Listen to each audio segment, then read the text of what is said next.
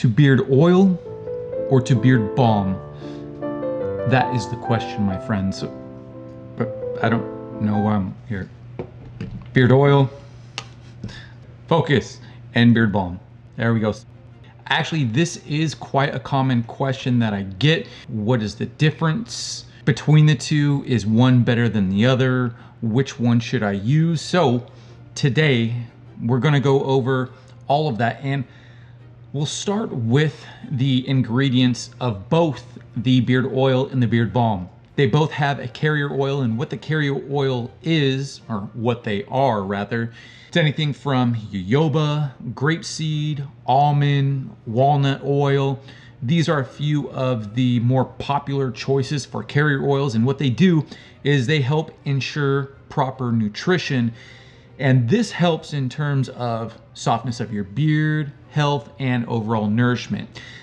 Now, there's also essential oils, and there is a list. There's a ton of essential oils, and what these typically do, well, some of them are, there's sandalwood, eucalyptus, there's lemon, peppermint, and these components, they add to the scents of the oils and balms, as well as adding other benefits in regard to health and protection, such as peppermint. Peppermint actually helps with increased blood flow. Now, how this can help is that increased blood flow, that can help with the supply of nutrients and also with stimulation of the hair follicles with that increased blood flow to the hair follicles. So if you didn't know, now you know. And now to discuss the two ingredients that differentiate the beard oil from the beard balm.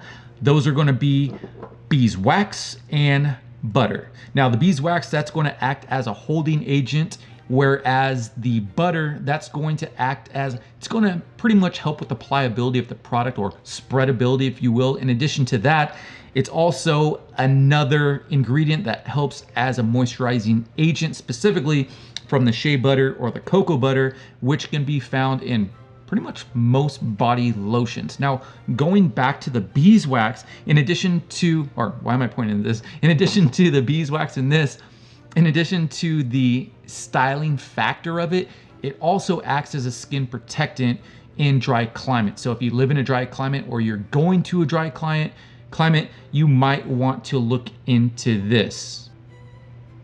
Now the question at hand, which one should you use? Very common question, and I actually had this question myself until I looked into it. For a shorter beard, typically a beard oil will more than suffice when it comes to your general moisturizing and nourishment needs. But as your beard grows longer and unruly, that's where the styling factors and the holding factors of the beeswax and butter can really come in handy when it comes to looking into a beard balm. Personally, I use both the oil and the balm.